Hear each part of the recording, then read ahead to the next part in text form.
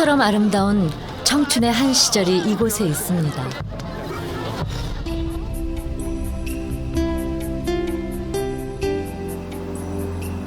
오래된 삶의 기억들은 역사의 기억으로 남았습니다.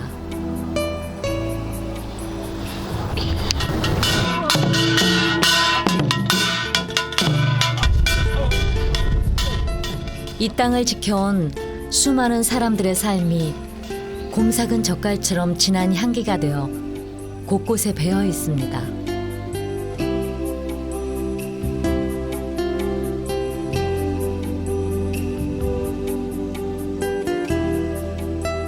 강이 흐르듯 어제의 삶이 내일로 이어지는 이곳은 논산입니다.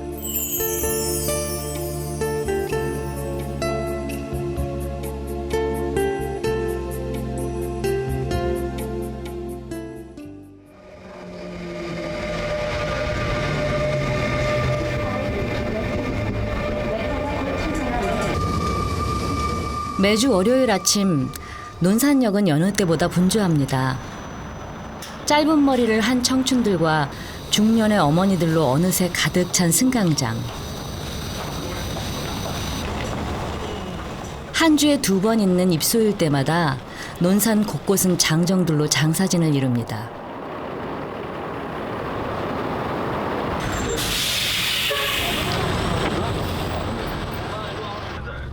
대한민국 건강한 남자라면 가야 하는 군대. 하지만 익숙했던 것들을 놓고 새로운 곳으로 향하는 마음이 가볍지만은 않을 텐데요. 유랑무가 맛있잖아. 같이 가면은 좀 그럴 것 같아서 부모님 같이 가면 울게 되거든. 그렇지. 그런 것도 싫어서 별 생각 없어요. 재밌겠다.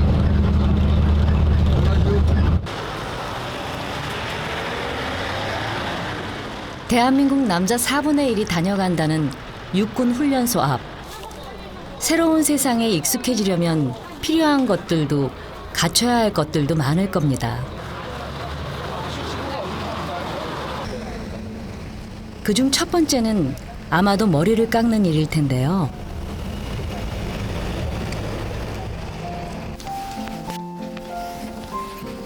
무려 45년 동안 훈련소 앞을 지켰다는 이 이발소에 오늘도 어김없이 손님들이 찾아듭니다.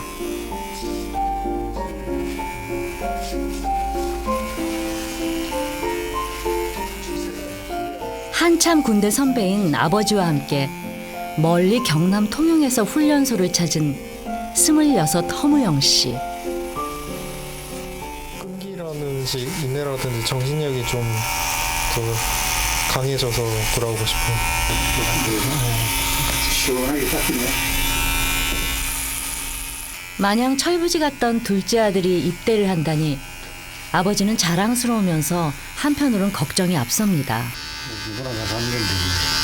근데 다치지 않고, 근데 잘못하면 다칠 수 있으니까 다치지 않고 건강하게만 다니면 잘할 그동안 얼마나 많은 청춘들이 이곳을 거쳐갔을까요? 45년, 손때 묻은 집기는 그대로지만 16 소년이 60 먹는 동안 훈련소 앞 풍경도 많이 변했습니다. 군대 막상 군대 간다 보면 서러워서 막 울고 그러지. 그뿐이요. 서러워서 울고. 안 울어요 지금. 덤덤하게 그냥. 장난하고 덤덤하고 그냥 가지.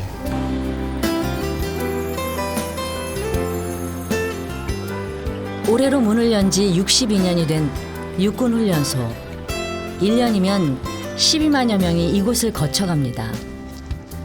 오늘도 약 1,200명의 뜨거운 청춘들이 이곳에서 훈련을 마치면 정예 육군 장병으로 다시 태어날 텐데요.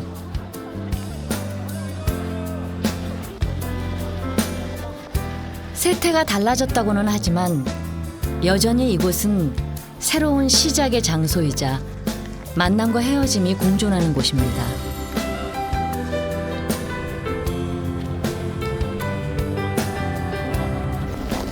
오늘 굉장히 많은 분들이 입소를 하는데 너무너무 많은 인원들이 이렇게 지나가시는데 여기서 이제 남자들의 제2의 젊은 인생이 시작되는 것이죠. 날씨는 좋은데 헤어지는 사람들은 참 슬프겠다.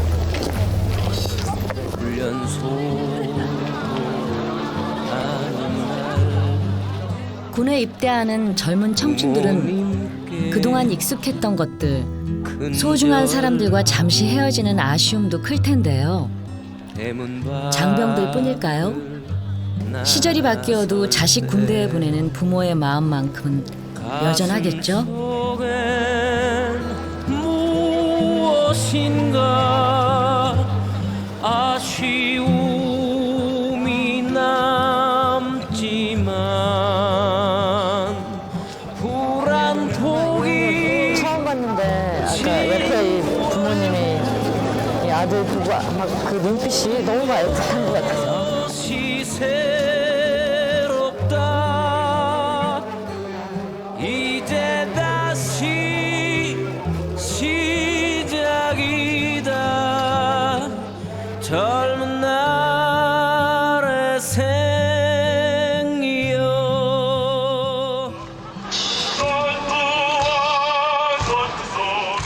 난생 처음 불러보는 군가가 왠지 어색해 보이는 이들.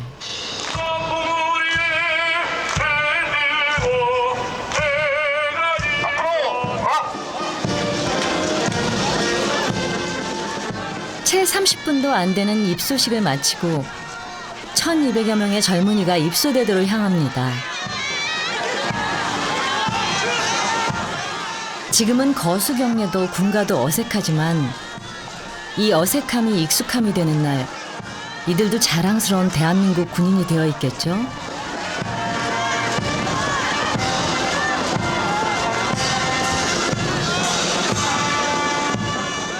이들에게 던지는 가족들의 간절한 응원.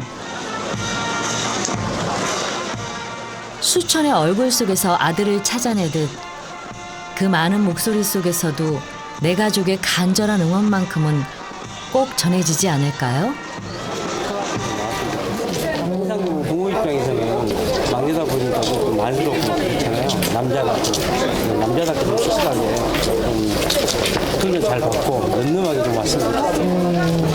먹먹합니다. 가슴이 아직 애기 같은데 이제 아마 그래도 훌륭하게 잘하고 올 거라고 믿습니다. 육군훈련소가 문을 연 건 1951년 한국전쟁이 한창이던 시기였습니다. 그로부터 62년 세상이 변하듯 육군훈련소도 변화에 변화를 거듭했습니다.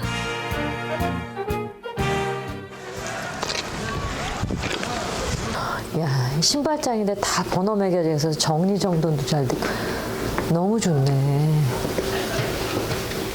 안녕하세요. 아, 못 들어가고 계세요? 개인 정비 중입니다. 아, 개인 정비가 뭐예요? 아 이제 남는 시간에 본인이 이제 다음에 훈련 받거나 그럴 때 정비하고. 며칠 후면 퇴소를 앞둔 훈련병들. 어색하던 군복이 5주 만에 제법 어울립니다. 사랑하는 우리 애진이에게 야. 여기 와 있으니까 더욱더 애틋하게 보고 싶으시죠? 수료식이 별로 안 남았는데 너무 보고 싶고 빨리 사랑한다고 다시 얘기해주고 싶습니다. 아, 내일이 수료식이에요? 예, 그렇습니다. 내일 모레입니다. 내일 모레? 예. 그러면 기분들이 어때요? 수료식 하는 기분이? 이제 먹을 것도 많이 먹을 수 있고 이제 먹을 것밖에 생각 안 납니다. 먹을 것밖에 생각 안 나요? 많이 귀찮다고 생각했는데 귀찮다. 귀찮게 생각한 적이 많은데 여기 오니까 감사하게 생각합니다. 아, 난생 처음 엄격한 규율을 지키며 자신과 싸우며 보내야 했던 지난 5주. 막사는 현대식으로 바뀌었지만 이곳을 채우는 신병들의 파릇한 기계만큼은 여전할 텐데요. 좋아진 건 막사만이 아닙니다. 대단하다 여기 진짜. 하루 5천여 벌의 훈련복을 동시에 세탁한다는 동양 최대의 세탁소. 찬물에 손빨래 하던 시절은 이제 옛 얘기입니다. 어머 진짜 뽀송뽀송하게 다 말아 나오네. 훈련병들이 훈련에만 전념할 수 있게 하기 위해서입니다.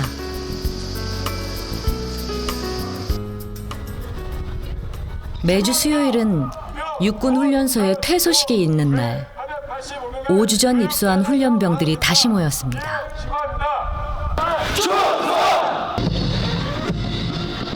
5주 전 어설펐던 모습은 어디로 갔는지 거수경례도 동작도 이제는 제법 의젓합니다.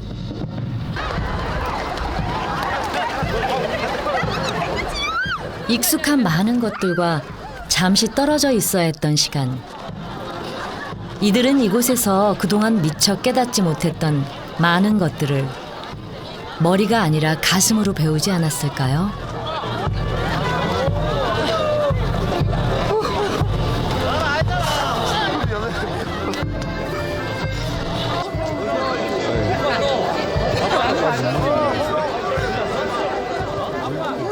그냥 얘가 우니까 눈물이 나가지고 울지 마. 안 했어? 괜찮아, 누나. 왜 안 했어? 뭐가 그렇게 힘들었어?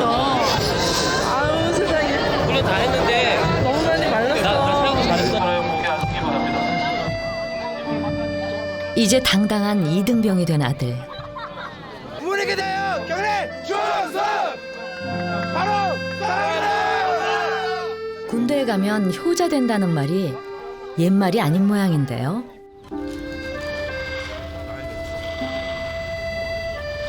퇴소식이 끝나자 그동안의 그리움을 꽉꽉 채워 담은 음식 보따리들이 여기저기서 풀리기 시작합니다. 훈련소 안에서 음식을 해먹다니 예전엔 볼 수 없던 새로운 풍경입니다. 3대가 바로 이곳 육군훈련소에서 훈련을 받았다는 조성진 훈련병 가족. 3대가 모이니 할 말도 많습니다. 지금 건조기도 있어서 빨래 이런 건 되게 신경 잘 안 써도 되고. 너무 통일하시는데 훈련병으로 가는데 통일하고 뭐야? 그때 당시에는 우리가 M1 총, M1 가지고 이제 훈련을 받고 우리는 저기 16. 16? 넌 모르지 16? 난 하나도 모르겠. 나는 K2여서 지금 우리 M16, M16 쓰는 데도 있던데 우린 K2. 그러니까 그 16이 총 잘 맞아. M1도 조종만 잘 되면 잘 맞는 거야. 난 사격 잘해서 포상 받으려 그랬는데 15발밖에 못 맞췄어. 잘 안 넘어가. 그 긴 세월 참 변한 게 많을 테지만 3대가 한자리에 앉아 군대 이야기를 풀어놓으니 끝이 없습니다. 되게 사소한 즐거움들 이런 거를 그런 가치들을 되게 많이 깨닫게 해준 것 같아요. 그 가족들의 소중함 그리고 뭐 이렇게 맛있는 걸 먹을 수 있는 거의 소중함. 또 며칠 후면 이 연병장엔 새 입소자들이 들어오고 또 들어오겠죠. 금강을 따라 군산과 서천, 지리적으로는 부여, 익산, 완주와 맞닿아 있는 논산.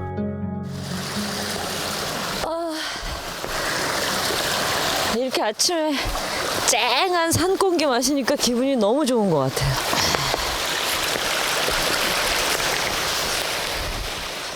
논산을 한눈에 가장 잘 볼 수 있는 곳이 해발 878m, 논산에서 가장 높은 산인 대둔산입니다. 폭포 밑에는 항상 물이 맑은 것 같아요. 산 중턱쯤에서 만날 수 있는 이 수락폭포는 석천암에서 군자계곡을 거쳐 흘러드는 그야말로 청정수입니다. 산 밑에는 다 봄이 왔는데 여기는 산이 깊어서 그런지 얼음도 아직 그대로 있고 눈도 안 녹고. 한여름에도 차가운 기온이 가시지 않아 대둔산 제1의 명물로 불린다는 수락폭포. 그래서인지 산 아래는 벌써 봄이건만 여긴 아직 겨울입니다.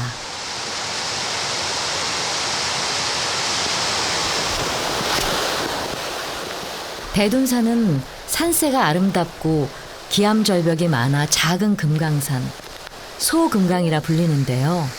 이야, 이 대둔산이 소금강이라고 그러더니 이런 것 때문에 그렇구나. 나 저런 거 너무 신기해. 아니, 어떻게 바위를 뚫고 저렇게 소나무가, 와, 어디다 뿌리를 내리는 건가, 저건? 정말. 산에 오르니 그 별명의 이유를 알겠더라고요. 정말 금강산이다, 금강산 진짜.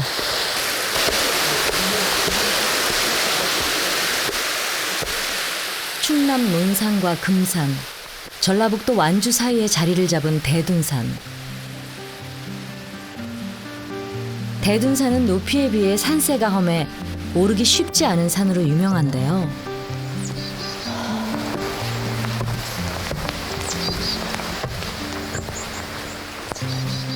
빼어난 아름다움 때문에 등산객들에게는 가장 사랑받는 산 중에 하나로 손꼽힙니다.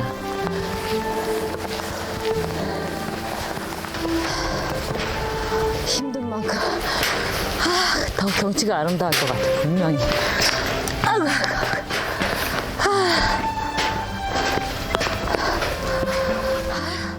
한 시간여를 올라가면 만날 수 있는 전망대. 전망대구나. 병풍처럼 산을 둘러싼 기암괴석을 보니 절경이란 말이 절로 나옵니다. 하도 산이 험해 두메산골에 험준하고 큰 산봉우리란 뜻의 대둔이란 이름을 얻었다 하죠. 그 험한 산을 스스로 딛고 올라선 사람들만 볼 수 있는 풍경입니다. 진짜 작은 금강산 같아요. 금강산 못 가봤지만 안 가봐도 알 것 같아요.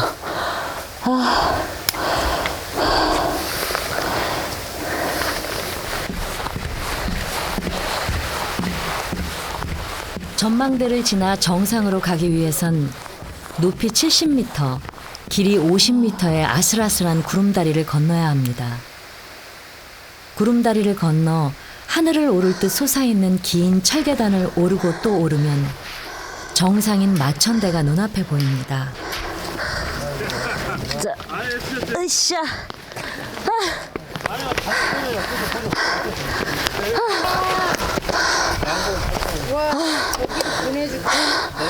아이고, 다. 뭘로? 이거? 아니요, 핸드폰으로 보내. 드디어 도착한 정상.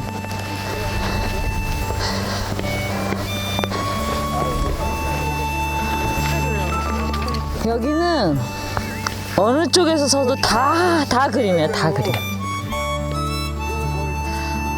최고봉인 마천대를 중심으로 기암괴석들이 위용을 자랑하듯 늘어서 있습니다.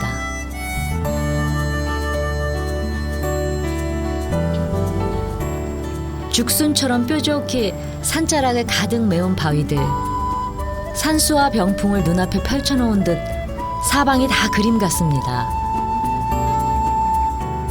이 풍경이 얼마나 아름다웠으면 원효대사는 사흘을 둘러봐도 발길이 안 떨어진다는 말을 남겼을까요? 이렇게 산 올라오면서 칵칵 하면서 고민 다 풀어놓고 오면 끝에 꼭 이렇게 아름다운 게 있대요. 누가 그러더니 진짜 그렇네.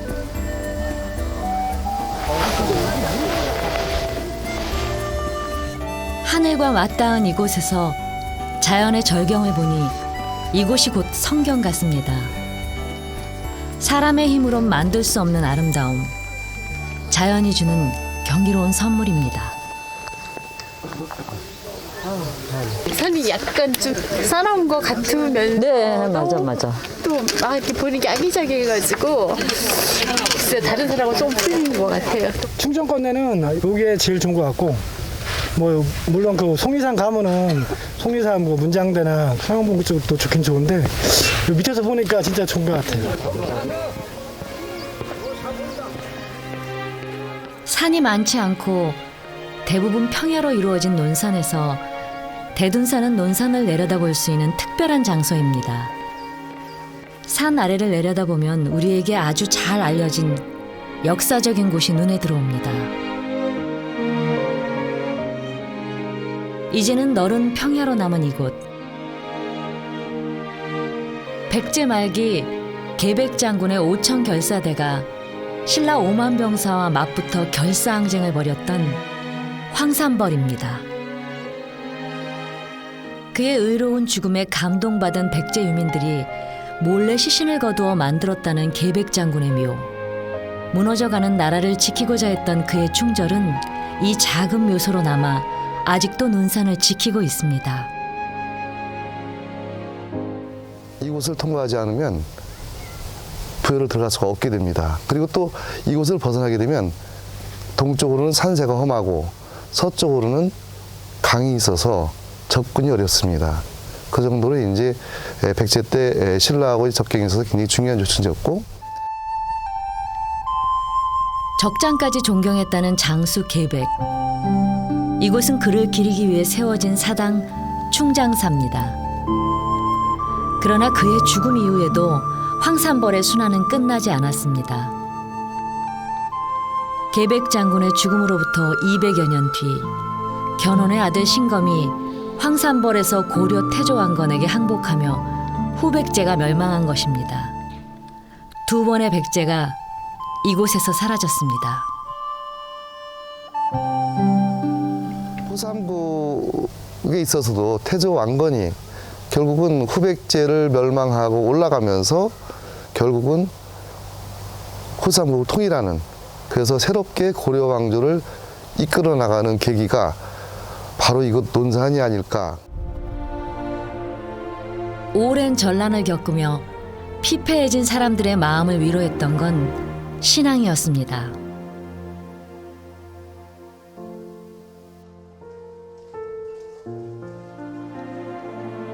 반야산 자락에 자리 잡은 관촉사. 번뇌의 마음을 비우고 겸손하게 몸을 낮추라는 뜻으로 낮게 지어진 해탈문을 지나면 고려시대 만들어진 높이 18m의 거대한 미륵보살상을 만날 수 있습니다.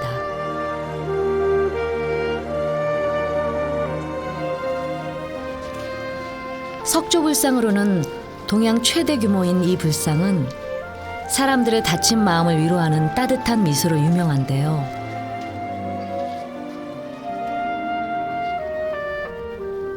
이 거대한 몸체는 허리 아래 부분과 상체, 머리 부분을 각기 조각해 하나의 몸체로 연결한 것입니다.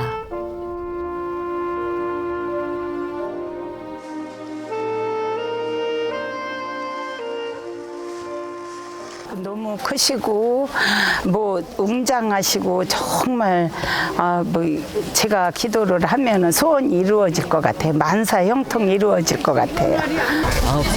얼마나 그냥 위험 있어요. 응? 그리고 참 뭐라고 말을 할 수가 없지 뭐. 관세음 보살상이지만 기원의 마음으로 은진미륵이라 더 많이 불렸던 불상. 그러나 일제 강점기 민심을 누르고자 말을 매는 곳으로 이용하면서 영역의 세월을 보내기도 했습니다.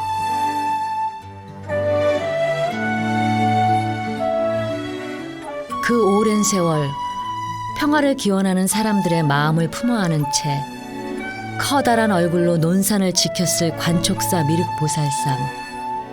그 얼굴을 보니 잦은 전란 속에서도 이 땅을 지켜온 많은 사람들의 소박한 바람이 느껴지는 듯합니다.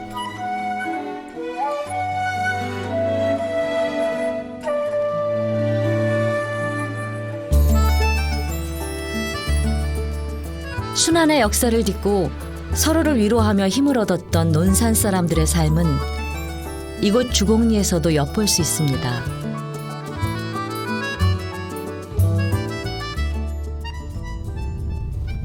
이른 새벽 마을 사람들이 새끼줄을 들고 길을 나섭니다. 마을 입구를 막기 위해서입니다. 모든 애군과 여기를 통행하는 사람들 막는 거. 금줄을 걸어 마을로 통하는 모든 길을 막는 이유. 바로 한 해도 거르지 않고 지내온 장승제를 지내기 위해서입니다.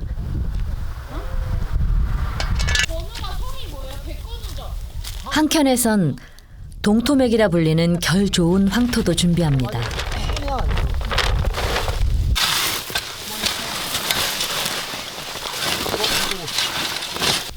모든 잡귀신이 오직 범적을 못하도록 방지하기 위해서 이게 표시를 해놓은 거지 그러니까. 예. 동짓날 팥죽을 뿌리듯 붉은 흙을 마을 곳곳에 뿌려 잡기를 막고 혹 부정한 사람들이 함부로 출입하는 것을 막기 위해서입니다.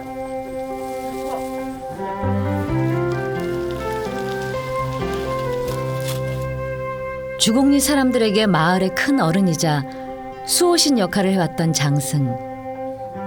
주곡리 장승제는 논산 지역에서 가장 널리 알려진 마을 제사로 매년 음력 정월 19날에 치러집니다.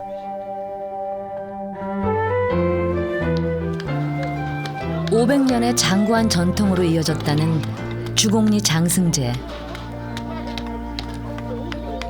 마을 사람들이 장승을 모시기 시작한 건 임진왜란 당시 마을 입구의 장승을 사람으로 오인한 외병이 총을 쏘는 소리에 마을 사람들이 대피해 피해를 입지 않은 것에서 비롯됐다고 합니다.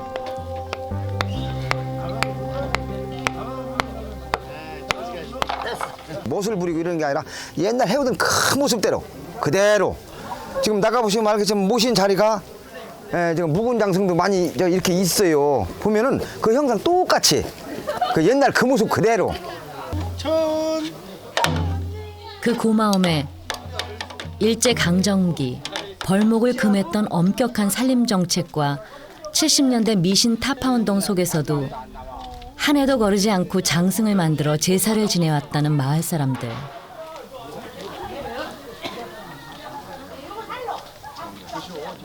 그런데 이 마을 장승엔 특이한 점이 있습니다. 넉넉한 풍채를 가진 여느 장승과는 달리 길고 마른 몸집을 하고 있는 건데요. 지하 여장구는 고든 나무로, 천하 대장구는 휘어진 나무로 만드는 것도 이곳 장승의 특징입니다. 동네에서 좀 잘못된 일이 있다거나 뭐 있으면 장성지를 2번 지내는 경우도 있었어요. 이 장성지를 잘못 지내서 그거 다 해야죠. 다시 지내기도 하고. 그래서 어쨌든 간에 이 마을은 또 별다른 그 큰 부양을 느끼지 않고 잘 살아왔어요. 장승 덕분인지 한국전쟁 때도 큰 피해를 입지 않았다는 주곡리 마을.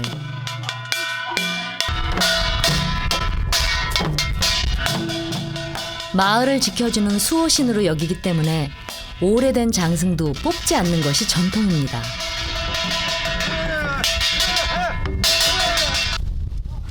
새로 만든 장승을 묵은 장승 옆에 세운 20여 기의 목장승군이 위풍당당합니다.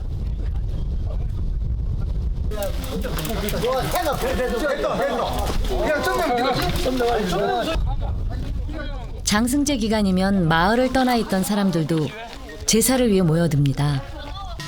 이 장승제로 마을 사람들은 언제나 하나로 뭉칠 수 있었습니다.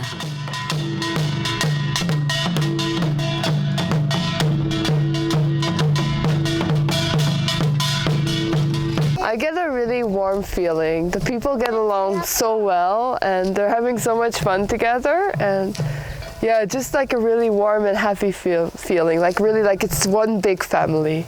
Because in Belgium, I've never seen something like this before. So it's my first time experiencing a festival like this. And yeah, I really, wow, it's amazing, really. 이렇게 모르겠어요. 그러니까 처음이에요. 본 적이 없어요. 네, 일본에서. 500년을 이어온 공존의 전통.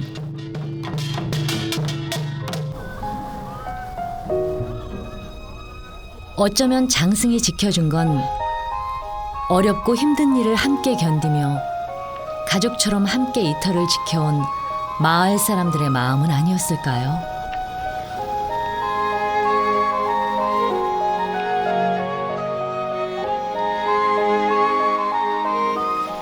날이 어둑해지면 장승 앞에서 제례가 시작됩니다. 올 한 해도 마을의 평화와 안녕을 기원해 봅니다.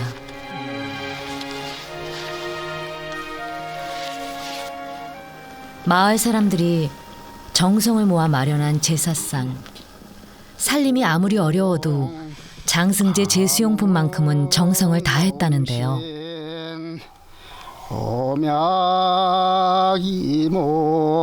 전 주민의 정성을 모아 청작 포해로 장승님께 제전을 올리고 주민의 안녕과 시화연 통하시기를 축원합니다.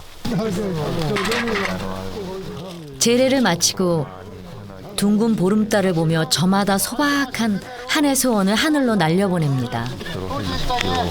유경어도 이 소지없이다 마음이 변해서 편할 수 있게 해주시옵소서 소지로 올려옵니다.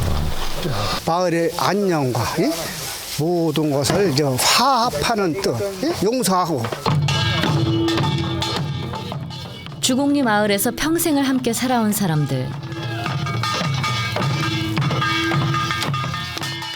훨훨 타오르는 저 달집처럼 올 한 해도 여태 그래왔듯 기쁜 일은 함께 나누고 슬픔을 함께 헤아리며 보내게 되겠죠.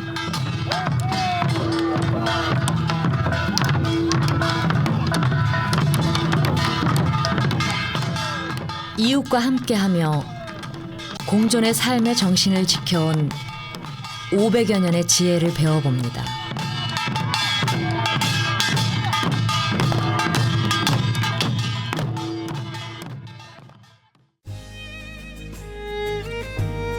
충절과 공존의 정신은 실용과 예학의 전통으로 남았습니다. 잘 갖춰진 양반가의 형태를 하고 있으나 그 흔한 소술대문과 울타리 하나 보이지 않습니다. 한눈에 보기에도 오랜 역사가 느껴지는 이 집은 300여 년 전 백이정승이라 불렸던 명제 윤중의 집입니다. 임금이 무려 18번이나 벼슬을 내렸지만 단 한 번도 응하지 않아 백이정승이란 별명을 얻었다는 윤중. 이 집은 늙으마 그가 초라한 집에서 기거하는 것을 보다 못해 아들과 제자들이 지어준 집이었습니다. 네, 안녕하세요. 제가 이렇게 둘러보니까요, 집이 꽤 오래된 것 같아요. 그래요? 네. 명제가 이제 제22대조 할아버지의 호입니다.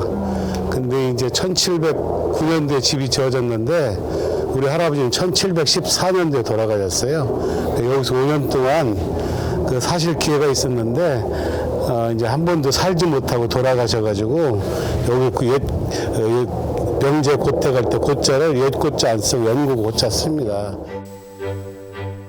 번듯한 집을 얻고도 선비는 선비다워야 한다며 끝내 이 집에 발을 딛지도 않았다는 명제 윤중. 실용적이면서도 품위 있는 이 집 사랑채의 모습은 그의 꼿꼿한 선비 정신을 닮았습니다.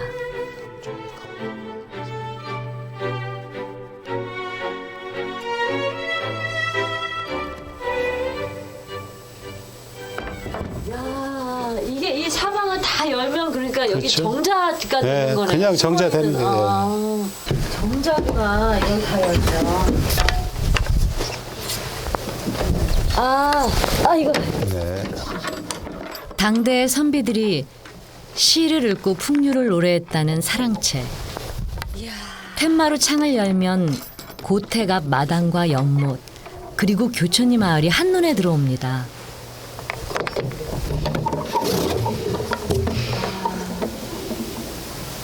예쁘죠? 네. 예. 예쁜 것 같아요. 아마 이게 우리가 요즘 그 와이드 비전 네. 얘기하는데 이게 16대 그 사이즈입니다. 16대 9. 그 풍경이 하도 아름다워 신선이 사는 곳이라는 뜻의 도원인가라는 이름이 붙었다는데요. 창 아래엔 또 하나 재미있는 비밀이 숨어 있습니다. 그 모형으로 이게 생긴 게 미니어처가 이게 금강산을 모형으로 삼은 겁니다. 그래서 여기서 이제 금강산 위에 있으니까 여기 곧 무릉도원이라는 소리지 이제 도원인가 해가지고.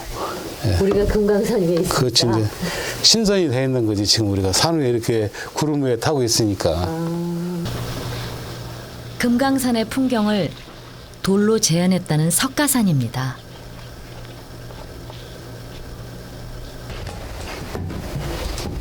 집안 곳곳에도 독특한 것들이 눈에 띄었는데요.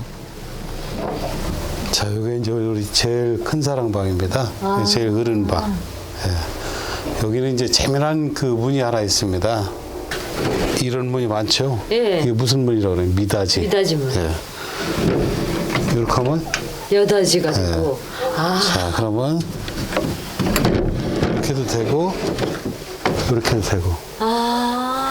예전에 이미 시스템 창호가 개발된 거나 다름없죠. 여닫이와 미닫이가 동시에 되는 내쪽문. 이제 이걸 안꼬지기라고 합니다. 이제 안꼬지기. 예, 미닫이 여닫이가 겸용된다고 했고 안꼬지기라고 합니다. 이런 안꼬지기 문은 현존하는 고택 중에서도 운영궁과 명제고택 단 2곳에서만 볼 수 있다고 합니다. 밑에를 발로 쏙 상비로 넣으세요. 네. 이 집 사랑채는 3대가 함께 머물 수 있도록 3칸의 방으로 만들어져 각 방을 문으로 연결하고 문을 열면 사랑채 전체를 오갈 수 있도록 실용적으로 만들어져 있는데요. 실용성을 중시한 건 안채도 마찬가지입니다. 여기서 딱 기다리고 있는 겁니다. 지금은 뭐 신발 보고 신분 차이를 구별하지 못하지만 예전에는 이 신발만 보고 저 안에 있는 마님이 누가 나오셔야 될 건가 결정이 난 거 이미. 한 뼘 높이로 담 아래가 트인 이 벽은 굳이 문 앞까지 나오지 않고도 손님의 신분을 알 수 있도록 한 것입니다. 저 안에도 보시면은 대청마루가 이렇게 넓게 있잖아요. 네. 보통 이런 대청마루를 초래청이라고 하는 거예요. 초래청이요. 네, 그래서 결혼식을 요 위에 대청마루에서 치러가지고 가로 3칸, 세로 2칸의 육간 대청마루.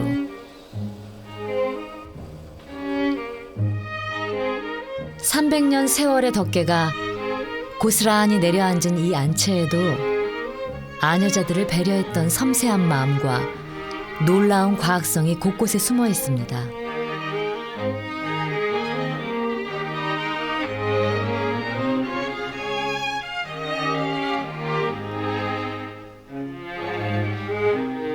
집을 지탱하는 기둥은 모두 사각형. 그런데 마루 양끝에 세워진 2개의 기둥만은 팔각형입니다. 신발을 신기 위해 기둥을 잡을 때 편하게 잡을 수 있게 만든 것입니다.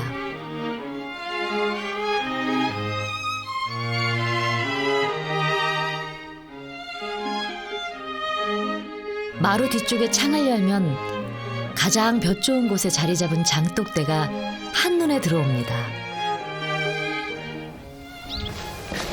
여기는 이제 우리 집에서 가장 재미난 공간이기도 합니다. 네, 지금 저기 보시면은 굉장히 좁게 돼 있고 여기는 굉장히 넓게 돼 있잖아요. 예. 안채와 광 사이에 놓인 일명 바람길. 그런데 앞쪽에서 볼 때는 차이가 나던 길의 폭이 뒤쪽에서 보니 같아 보입니다. 이런 착시 효과가 일어나는 이유는 비틀어진 집의 앉음새 때문입니다. 한옥 안채와 곡간채가 남쪽으로 갈수록 멀어지게 지어진 것입니다. 그 덕에 바람이 빠져나갈 때 속도가 빨라지면서 먹을거리를 쌓아둔 곡간 쪽엔 늘 찬바람이 흐르게 되는 것입니다. 이 집에서 안채가 굉장히 큽니다. 그것은 이제 생활을 담기 위한 기본적인 이제 조건을 다 갖추는 거죠. 또 하나는 부속 공간 중에서 곡간채의 그 신선한 그 식품을 보관하기 위해서 바람의 소통을 이용한다든가 하는 것들, 그것도 아주 과학적인 생각 중에 하나라고 볼 수가 있죠. 실용과 과학으로 300년을 이어온 아름다운 집.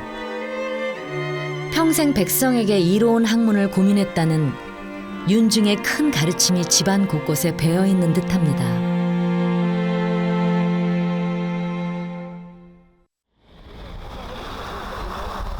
논산 지역의 명문가였던 파평윤씨 집안. 그러나 윤 씨 집안의 부는 대물림이 아니라 더 가치 있는 곳에 쓰여졌습니다. 이곳은 파평 윤 씨 집안이 후학을 길렀던 사립학교 종학당입니다. 재산은 언제 어떻게 될지 모릅니다. 우리 가정에 우리 집안에 인재를 길러야 됩니다. 이래가지고 처음에 이제 저 밑에 있는 종학당을 세우게 되고 저기서는 이제 요즘 같으면 중등교육과정, 고등학교 정도까지는 저기서 마치는 거죠. 그다음에 이제 거기서 엘리트들은 뽑아서 이 뒤에 있는 백록당이라는 곳으로 데려오고 여기서 이제 본격적으로 고시 공부를 하게 되는데 종학당에서 가장 우수한 학생들만이 갈 수 있었다는 고등교육기관 백록당.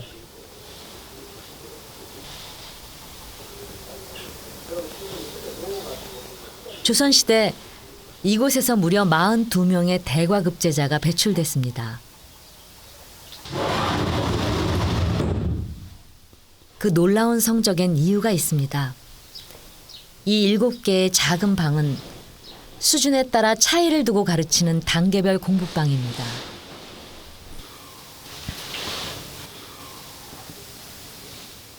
윤씨문 중에서 돈을 모아 운영하니 배우는 학생에겐 학비도 받지 않았습니다. 다니는 학생들은 수업료를 받는 게 아니라 돈을 줬습니다. 한 달에 쌀 6마리씩을 주고 선생님은 7말, 여기 학장님은 9말. 그래서 여기 다니는 학생들에게는 먹고 사는 건 걱정 없이 공부 열심히 하게 그런 이 장학제도가 그때도 이미 시행이 된 거죠. 명제 윤증 역시 이곳 종학당의 당장으로 후학을 가르쳤다고 하는데요. 부를 전하지 말고 나라의 동량이들 인재를 먼저 키우라는 가르침. 시대가 변해도 여전히 큰 울림을 주는 귀한 가르침 아닐까요?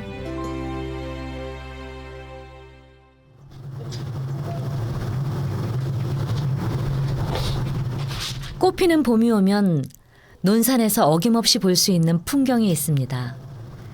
한겨울 매서운 추위를 이기고 한참 수확 중인 딸기 비닐하우스입니다. 그중 한 곳을 찾아가 봤는데요. 이 논산에 딸기가 맛있고 또 많이 나오기로 굉장히 유명한데요. 논산 이렇게 지나다 보면 있는 이 비닐하우스들이 거의 다 한 90% 이상이 다 딸기를 재배하는 하우스래요. 안녕하세요. 아, 딸기 너무 많이 따셨어요. 예. 그리고 제가 어렸을 때 이게 왜 우리 딸기 밭에 보면 이렇게 바닥에 있었거든요. 아, 예. 근데 이거 위에서 따시니까 일부러 이렇게 해놓으셨나 보다. 고설 재배라고 하는데요. 이게 한 수확량도 한 그냥 바닥에 했을 때보다 한 배로 늘어나고요. 아, 수확량도 늘어나요? 네. 그리고 그 조금 더 바닥에 했을 때보다 딸기가 단단하고 맛있어요. 전체 딸기 소비량의 15%를 차지할 만큼 전국적인 유명세를 타고 있는 논산 딸기.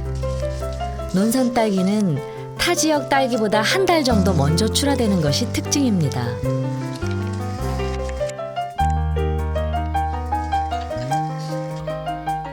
일찍 출하되지만 당도가 우수해서 인기가 높다는데요.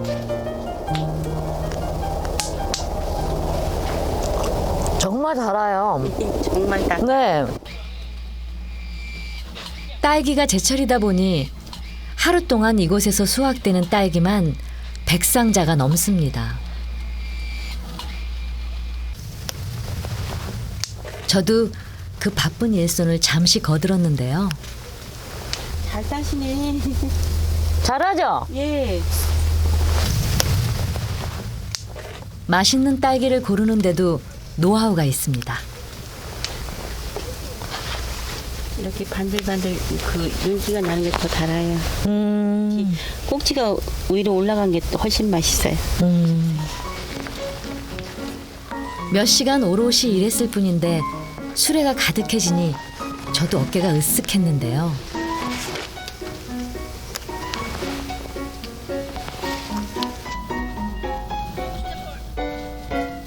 한참 제철을 맞아 이곳은 딸기 체험장으로도 인기가 높습니다. 주말이면 삼삼오오 모여드는 사람들, 농사를 구경해보지 못한 아이들에겐 직접 딴 딸기를 먹어보는 것도 신기한 체험입니다. 우리 딸기 종이 참 빵해야지. 그래, 이거 다 먹어라. 그냥 종이 좀 우리 딸기 종이. 안 돼. 저 시골에서 커가지고 시골에 이제 뒤에 이렇게 조금씩 있는 거 조금씩 따먹고 이런 추억이 조금 있긴 있어요. 예, 딸기가 너무 달고요. 엄청 많아요. 너무 맛있어요. 애들도 좋아하고요. 지금은 전국 최고로 손꼽히는 논산 딸기. 논산 딸기가 유명세를 탄 건 이지영 농부 박상규 씨가 1960년대 독학으로 비닐하우스 재배에 성공하면서부터였습니다. 육묘 재배를 했기 때문에 수량이 이 잔디지키에 비해서 뭐 10배, 뭐 20배 이렇게 많아졌고 또 비닐하우스를 함으로 인해 가지고서 일찍 출하가 되니까 딴 데서 출하되는 그 물량이 없기 때문에 시세가 좋았죠. 출하가 빨라 높은 가격에도 없어 못 팔았다는 딸기. 자신의 성공 사례를 다른 농부들에게 전파하면서 그의 재배법이 논산 전체로 퍼져나갔습니다.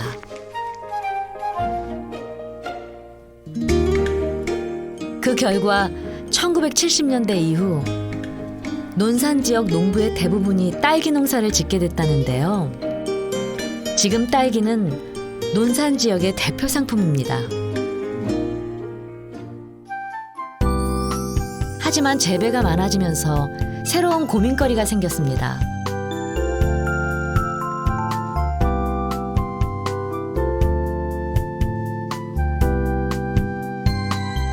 몇 년 전까지 즐겨 먹던 골이 있고 끝이 뭉툭한 딸기는 일본 품종 육보였습니다.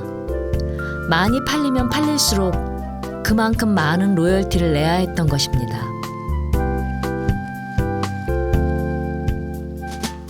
2000년대 초반까지 우리나라의 70%를 점유하고 있던 것이 요 일본 품종인 육보였습니다. 이것이 이제 2000년도 중반쯤에 오면서 일본에서 그 로열티 문제를 국내에 제기를 하기 시작했고, 그 고민을 해결한 것이 2005년 개발된 우리 품종 딸기 골이 없고 매끈한 설향입니다. 일본 품종들보다 품질도 우수하고 병해충에도 강하고 수확량도 많기 때문에 급격하게 확산이 되면서부터 지금은 한 70% 이상이 국산 품종으로 지금 대체가 된 상태입니다. 추위에도 강하고 맛도 더 좋은 우리 품종 딸기. 딸기의 고장 논산의 명성이 계속되는 이유. 이렇게 끊임없는 노력 덕분은 아닐까요?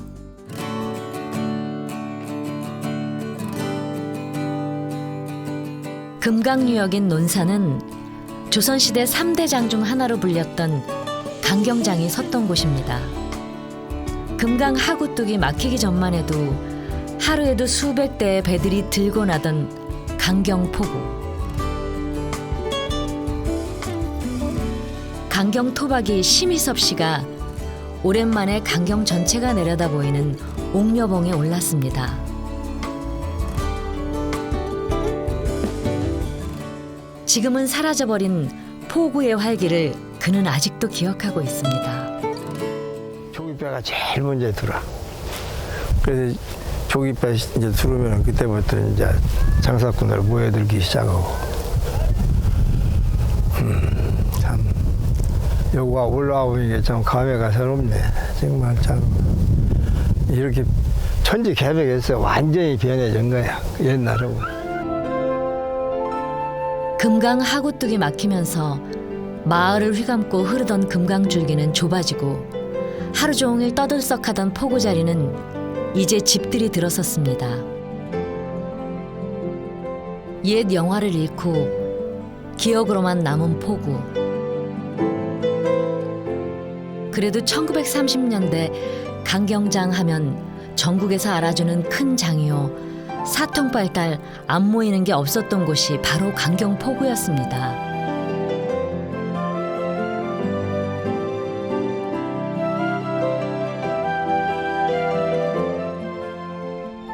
지금은 강경의 상징이 된 젓갈도 그때 시작됐습니다.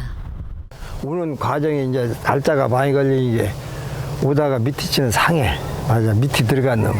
그리고 위에 치는 선도가 좋은데 그런 놈은 생선으로 이제 이렇게 어디로 가져가 팔아도 상품 가치가 있는데 이제 밑이 축 처져가지고 아주 그냥 막 냄새나고 이런 것은 그때만 해도 뭐 얼음도 시원치 않고 그러니까 그것을 전부 젓다면 이제 맞아 소금이다가. 강경포구의 영화가 사라진 뒤 강경 사람들 밥이라도 먹게 해준 게 바로 이 젓갈이었습니다. 그 젓갈이 유명해지면서 몇 개 안 되던 젓갈집은 이제 130여 곳이 넘습니다.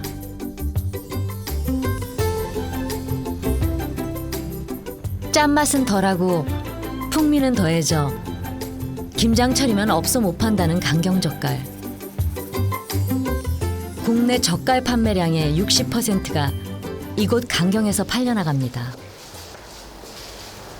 도시에서야 젓갈하면 김장거리로만 생각하지만 강경에선 양념한 조개젓이며 황석어젓은 밥 먹을 때마다 빠지지 않는 익숙하면서도 귀한 밥 반찬입니다.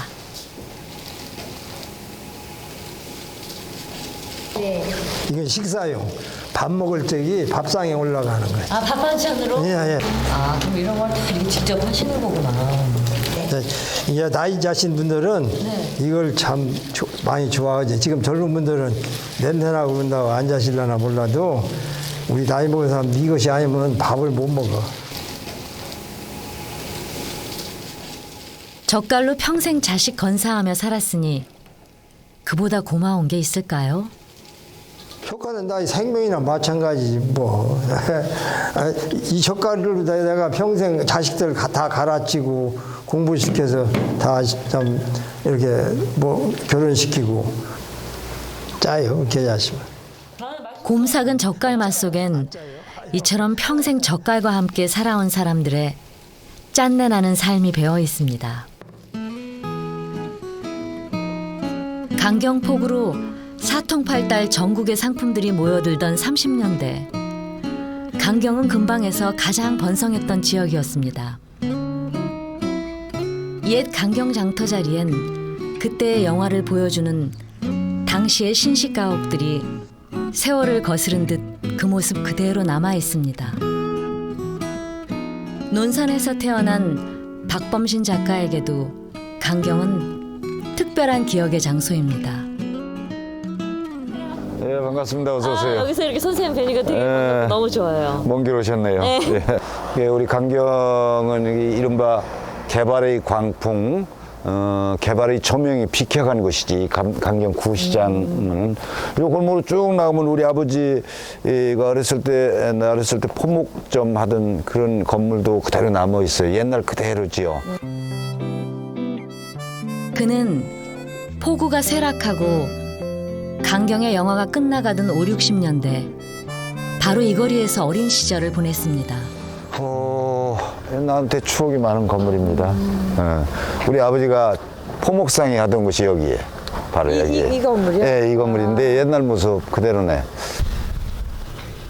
60여 년이 지났지만 간판만 바뀌었을 뿐 변한 게 없는 집.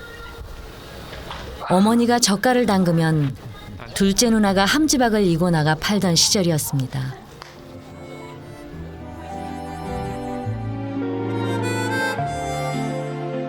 지금은 호젓하고 비어버린 거리.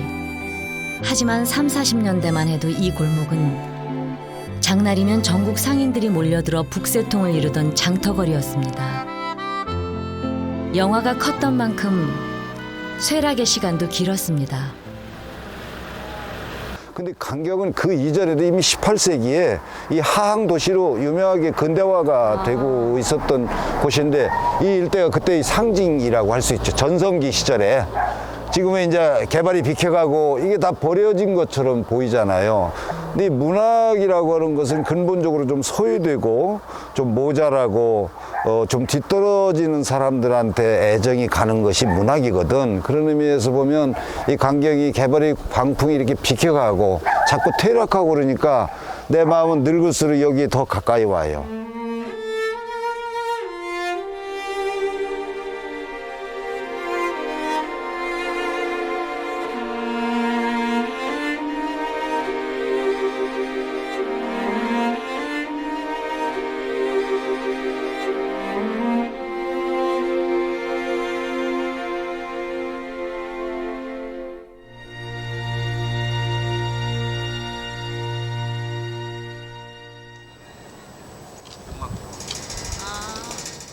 그때의 기억을 품고 작가 박범 씨는 고향에서 강경의 기억을 책 속에 담아내고 있습니다.